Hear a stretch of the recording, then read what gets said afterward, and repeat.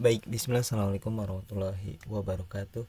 Kembali lagi dengan channel saya Haris Fauzi, channel YouTube yang membahas tentang dunia pendidikan dan pekerjaan operator sekolah. Baik teman-teman, sebelumnya jangan lupa subscribe channel ini Haris Fauzi, nyalakan loncengnya, dan jangan lupa juga like and share video ini agar teman-teman yang lain juga bisa merasakan manfaat dari video ini.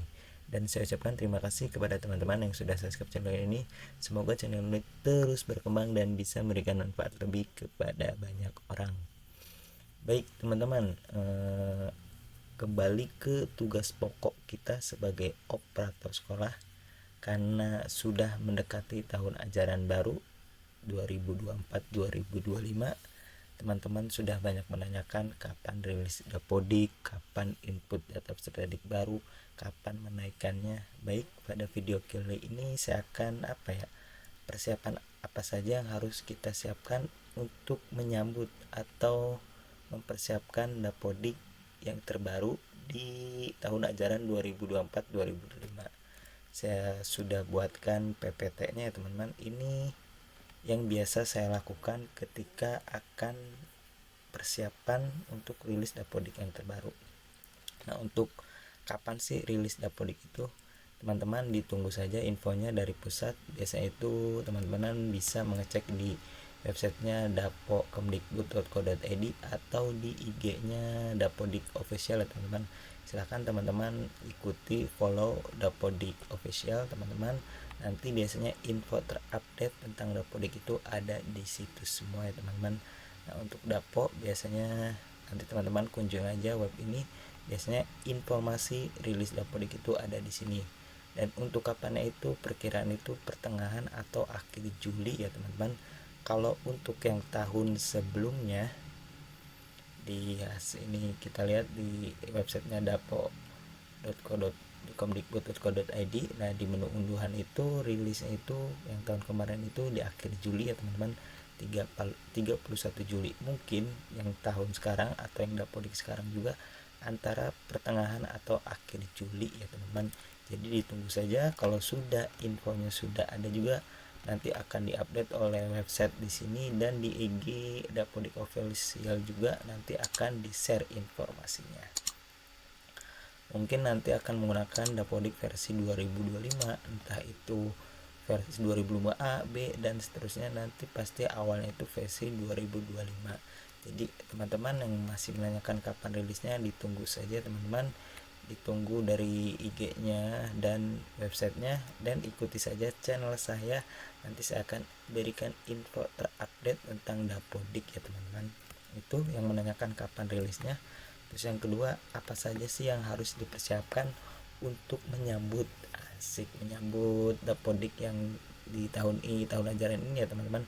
Biasanya yang saya lakukan, yang biasa saya lakukan ya teman-teman bisa mengikuti tutorial ini atau memiliki tutorial yang lain. Tapi yang saya lakukan seperti ini ya teman-teman. Syaratnya teman-teman, Dapodik sebelumnya itu masih ada ya teman-teman. Untuk saya sendiri belum di uninstall, masih ada Dapodik tahun ajaran sebelumnya. Ini ya teman-teman, 2023-2024 genap versi 2024C saya masih ada, belum di uninstall. Karena kenapa kita tunggu Dapodik 2005 itu, entah kita tidak tahu menggunakan patch atau menggunakan installer. Kenapa? Kalau dia menggunakan patch tidak perlu uninstall Dapodik sebelumnya, nanti kita tinggal menginstal patchnya dan kita tinggal refresh bahasanya, nanti berubah versinya itu ke 2025. Tapi jika menggunakan Dapodik yang menggunakan installer, wajib uninstall Dapodik sebelumnya. Jadi Dapodik ini, yang ini kita uninstall, kita hapus Dapodiknya dan kita install yang terbaru, yaitu Dapodik versi 2025. Tapi biasanya Dapodik terbaru itu yang beda tahun ajaran baru itu biasanya menggunakan installer. Tapi saya jaga-jaga yang Dapodik sebelumnya belum saya uninstall. Nah, yang saya lakukan biasanya saya akan mendownload profil sekolah di menu pusat unduhan ya teman-teman. Nah, di sini biasanya saya download dulu. Nah, di sini di manajemen dan di profil ini ya teman-teman. Nah, nama sekolah teman-teman. Kenapa? Karena di sini kan memuat tentang profil kita ya teman-teman. Di sini ada nama, NPSN, pendirian sekolah, terus yang terpenting itu kontak sekolah, terus data periodik sekolah ya teman-teman, waktu penyelenggaraan, bersihin bolos dan seterusnya, sanitasi. Nah, di sini jika teman-teman lupa, teman-teman bisa download itu profil sekolah, karena nanti di tahun ajaran baru kita akan mengisi kembali ya teman-teman di menu yang ini ya teman-teman, di menu sekolah.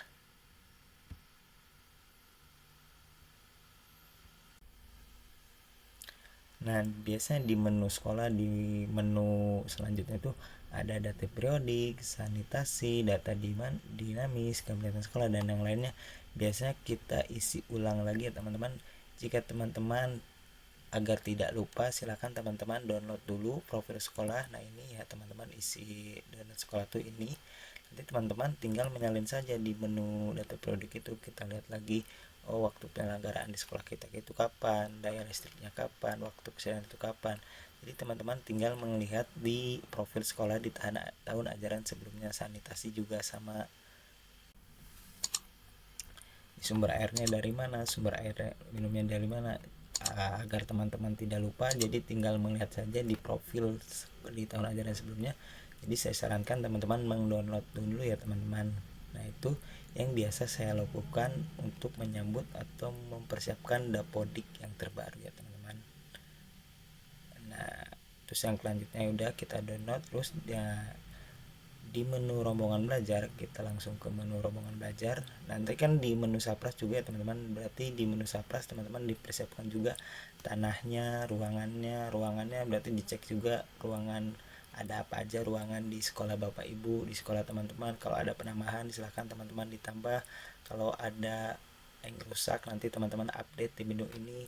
Jadi teman-teman sebelum menggunakan aplikasinya teman-teman sudah punya data tertulisnya dia teman-teman. Jadi di sini teman-teman hanya menginputkan saja, teman-teman tidak nyari data-datanya lagi, tapi teman-teman sudah punya data, tinggal menginput saja di dapodiknya, luas tanahnya berapa, ruangannya berapa, ada apa aja, ada misalkan di ruang kelas 7A itu ada berapa kursi, berapa meja. Jadi teman-teman di dapodik itu tinggal menginput saja, tidak perlu mencari-cari datanya lagi.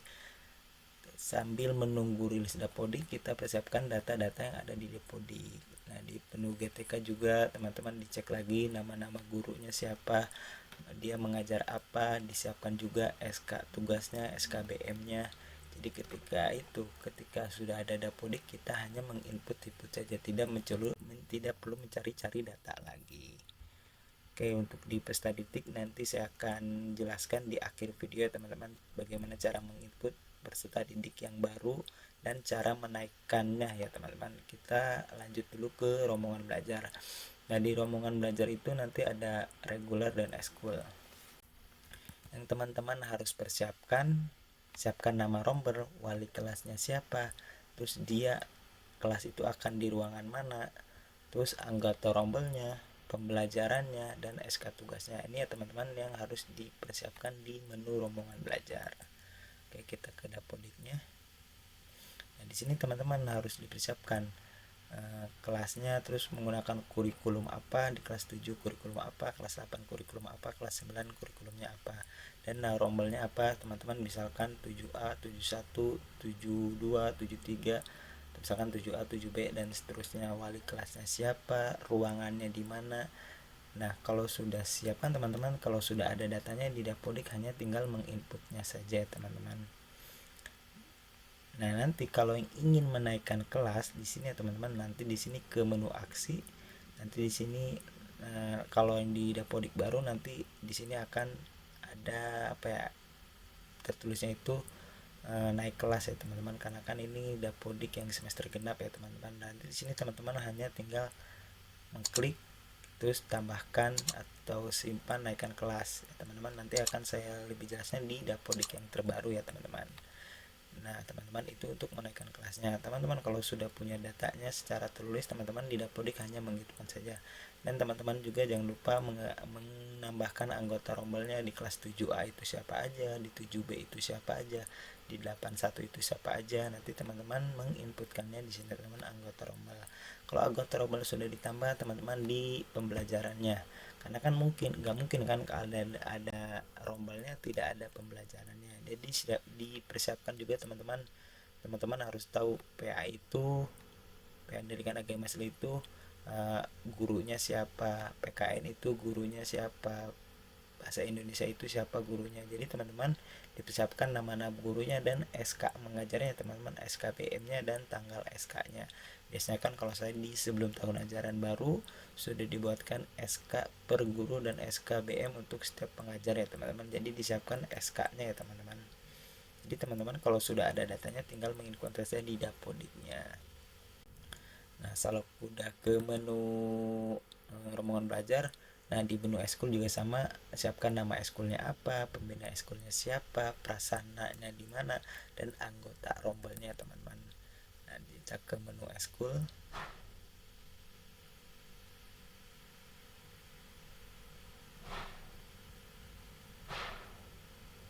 Nah, nama eskulnya apa yang wajib kan untuk semua sekolah itu pramuka, berarti pramuka wajib.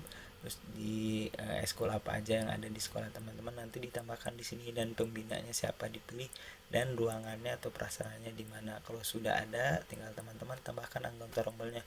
Anggota rombel eskul BPI itu siapa aja, futsal itu siapa aja, pramuka itu siapa aja ya teman-teman. Itu untuk menu eskul. Terus selanjutnya di menu jadwal pelajaran ya teman-teman. Nah, di menu jadwal di sini untuk jadwal itu emang tidak wajib menginput tidak podik, tapi untuk yang negeri sepertinya wajib ya teman-teman, karena akan membaca data si guru itu berapa jam di kelas itu ya teman-teman. Sepemahaman saya sih seperti itu, mungkin kalau saya salah bisa dikoreksi ya teman-teman. Misalkan 7A itu hari Senin itu pembelajarannya apa aja, teman-teman pasti sudah membuat jadwal pelajaran itu kan di awal tahun ya teman-teman. Sebelum KBM dimulai teman-teman sudah rapat, sudah raker, dan sudah disusun aja jadwalnya ya teman-teman, dari Senin sampai hari Sabtu atau Senin sampai Jumat ya teman-teman. Nah, teman-teman sudah punya datanya, nanti tinggal diinput di Dapodik ya teman-teman. Nah, teman-teman untuk Dapodik itu saja sih teman-teman. Nah, untuk pengisiannya sekolah, Sapras, GTK, peserta didik, nilai kan kita mengisinya di Erapot, nanti tinggal kita tarik data saja dari Erapot. Terus jadwal, nah ini kan validasi mah nanti kalau sudah akan sinkronisasi. Kalau sini sudah semua diisi, nanti tinggal kita validasi, dicek ada data warning kah, ada data invalid kah. Yang terpenting data invalid dulu ya teman-teman, yang merah ya teman-teman, karena kalau data invalid kita tidak bisa sinkronisasi. Oke, itu sudah dibahas. Kita ke menu peserta didik ya teman-teman. Mungkin teman-teman masih banyak yang bertanya bagaimana cara menginput data peserta didik yang baru ya teman-teman. Nah, untuk menginput data peserta didik yang baru, sudah ada data peserta didik sebelum muncul atau rilis Dapodik baru, silakan teman-teman merekap dulu data peserta didik barunya. Terutama itu ada nama peserta didiknya, ada NSN-nya, ada asal sekolah sebelumnya. Misalkan dia masuk SMP dari SD sebelumnya apa, dia masuk SMA SMP sebelumnya apa. Kenapa dipersiapkan dari sekarang nanti agar teman-teman mudah menarik datanya di SP Datadik ya teman-teman. Untuk menarik atau menambah peserta baru itu adanya di website SP Datadik ya teman-teman. Tidak bisa menginput langsung di Dapodik ya teman-teman. Untuk yang SMP tidak ada menu tambah ya teman-teman. Saya kurang paham kalau yang SD atau PAUD atau TK apakah ada menu tambah atau tidak. Untuk SMP sendiri tidak ada menu tambah di sini ya teman-teman. Nah, bagaimana cara menambahkannya? Teman-teman ke menu ke website SP Datadik ya teman-teman ya. Nah, silakan menggunakan SSO ya teman-teman. Nah, ini menggunakan akun Dapodik ya teman-teman, email dan password Dapodik ya teman-teman.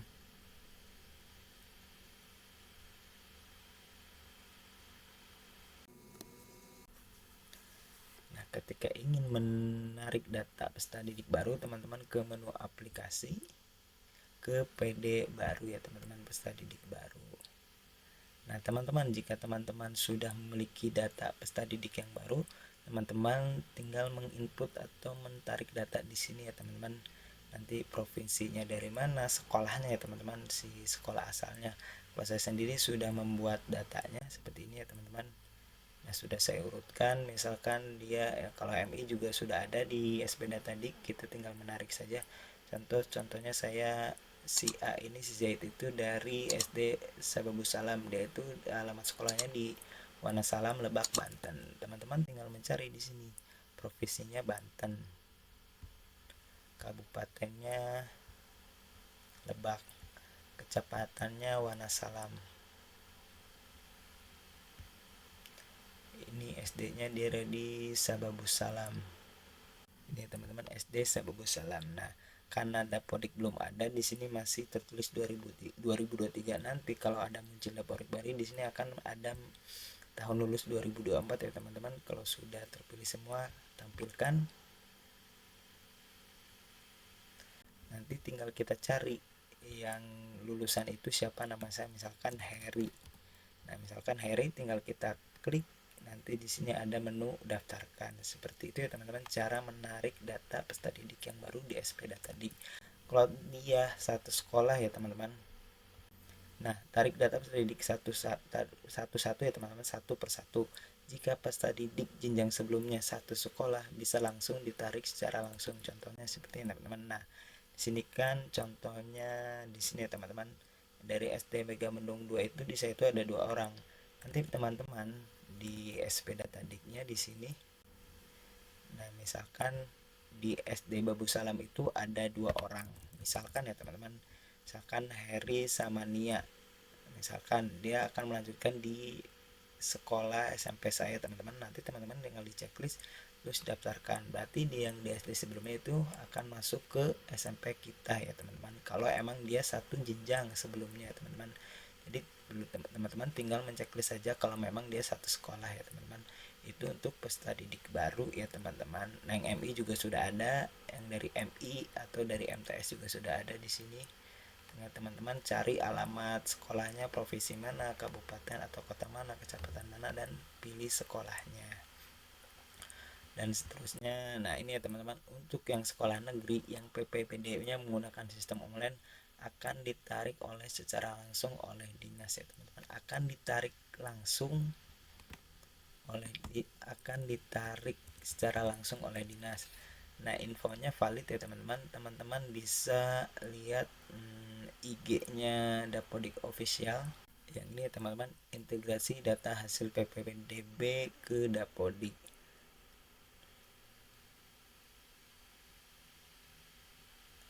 Nah, ini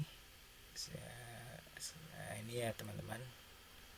Intinya itu nanti teman-teman yang sebelumnya menggunakan PPD online, nanti teman-teman tinggal laporan ke pelayanan ini ya teman-teman, pelayanan data kemdikbud.go.id. teman-teman nanti dilihat saja video ini bagaimana agar yang menggunakan PPD online itu tidak perlu menarik data lagi di SPData Dik. Jadi langsung otomatis ke Dapodik teman-teman yang sekolahnya SMP negeri atau SMA negeri ya teman-teman. Jadi teman-teman tidak perlu melakukan ditarik data di sini lagi ya teman-teman, tapi langsung ikuti aja yang ada di video ini ya teman-teman. Silahkan dibuka di Dapodik Official.